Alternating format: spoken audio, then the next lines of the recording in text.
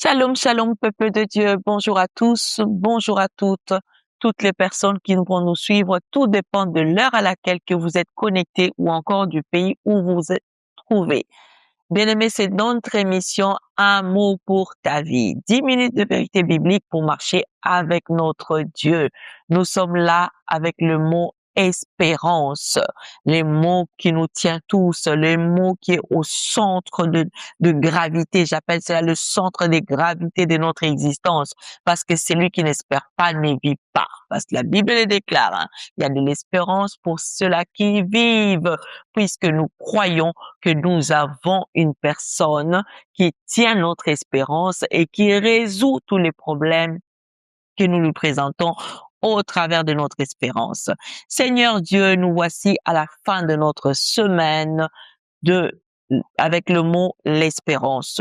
Nous t'invitons, cher Saint-Esprit, de venir nous accompagner, nous assister et surtout nous parler au travers de notre programme. Règne en ce lieu, déborde, Seigneur, toutes les personnes qui vont être connectées, qu'ils ne sortent pas de ces programmes sans pourtant être visités par ta puissance, de ta parole que nous élevons en ce lieu. Au nom de Jésus, nous t'avons ainsi prié. Amen.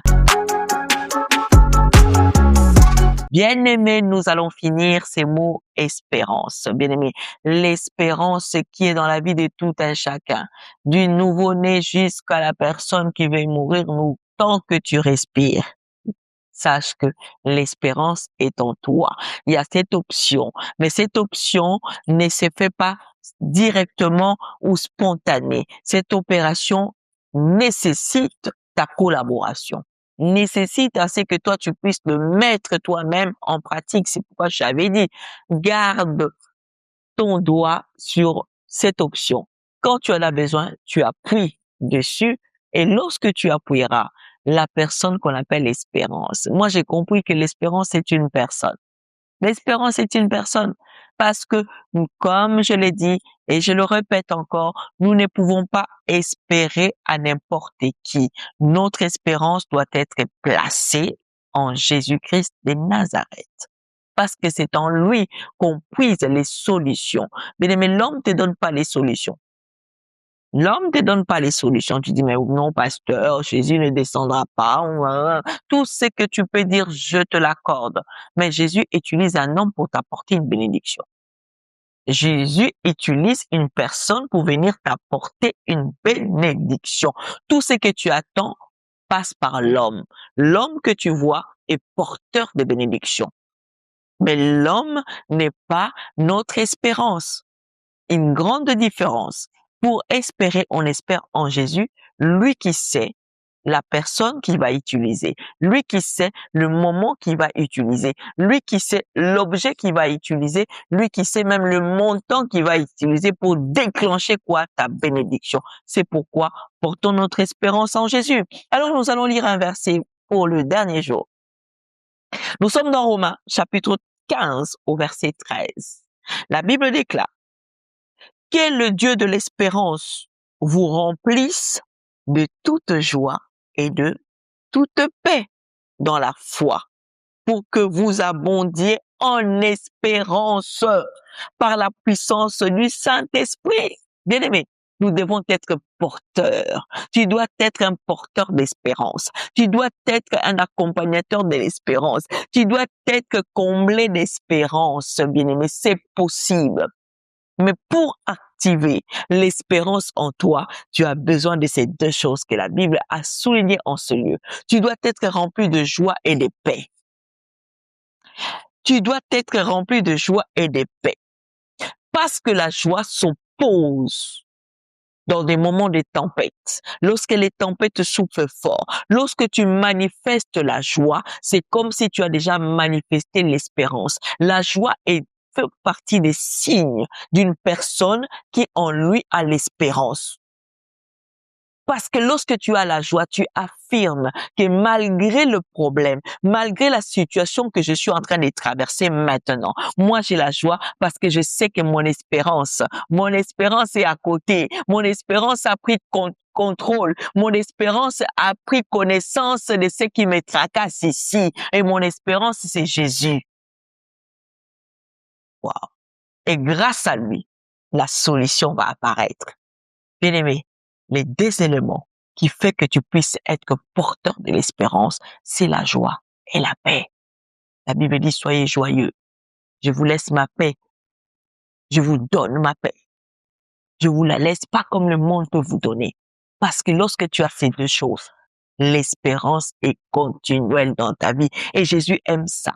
Jésus veut que nous puissions marcher dans l'espérance. Jésus veut que nous puissions marcher dans la paix. Quand notre espérance est enracinée en Jésus, bien-aimé, elle résiste aux tempêtes. Toute tempête peut arriver. La tempête n'aime pas la joie. C'est pourquoi tu remarqueras que l'ennemi combat notre joie. La tempête n'aime pas la paix. C'est pourquoi tu verras qu'il combat ta paix. Tout cela pour te désorienter, t'amener hors ton espérance. Alors que nous avons besoin de l'espérance. Alors que nous avons besoin de l'espérance pour tenir. Tu ne peux pas tenir, tu ne peux pas sortir de tes difficultés, de tes problèmes sans l'espérance. Il faut que l'espérance puisse être enracinée en toi. Et pas une espérance morte, mais une espérance quoi? Vivante. Bien-aimé, c'est la fin de ces mots. Comme je vous ai toujours dit, nous finissons, mais nous pouvons toujours recommencer tous ces mots parce qu'on a tellement de choses à dire. Mais je ne peux finir sans pourtant t'inviter à prier avec moi, à déclarer des choses concernant l'espérance dans notre vie. Seigneur, en tout lieu, nous te remercions pour ce début d'année. Et nous venons placer notre espérance. Je déclare et je décrète, Seigneur, pour toutes les personnes qui avaient perdu espoir de l'année 2025 qui vient de s'achever. Mais sache que si l'Éternel nous a tous laissés en vie, si nous sommes comptés parmi les vivants, nous devons aussi activer l'espérance en nous. Que toute chose qui empêchait que l'espérance grandisse en toi, que l'espérance demeure en toi, commence à être écartée et l'espérance prendre place au nom de Jésus-Christ de Nazareth. Et ma prière est que les deux éléments qui associent, qui fait la force de l'espérance, qui est la joie et la paix. La Bible déclare que l'espérance vous remplisse. Nous devons être porteurs. Tu dois être porteuse de l'espérance. Tu dois être porteur de l'espérance au travers de la paix et de la joie.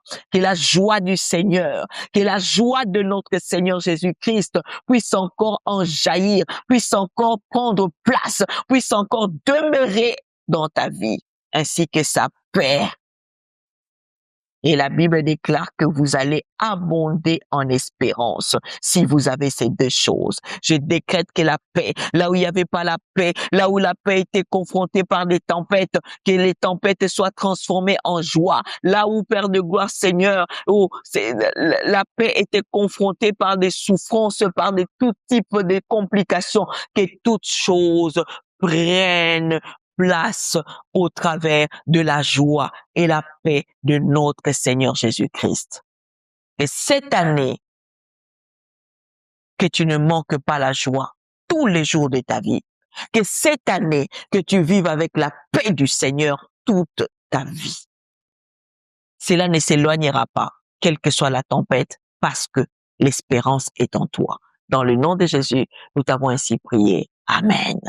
Je prie encore que tu puisses ne pas désespérer. Ne sois pas dans les rangs des désespérés. Demeure en espérance. N'oubliez pas, bien-aimés, de vous abonner, de partager ces programmes, d'activer votre cloche de notification pour que vous recevez tout en temps et en heure. Et pourquoi pas de mettre des commentaires et aussi de mettre des mots que vous voulez que nous puissions exploiter. Ça sera toujours bienvenu et nous trouverons le temps de le faire. De ma part, je vous souhaite un excellent week-end avec notre Seigneur Jésus.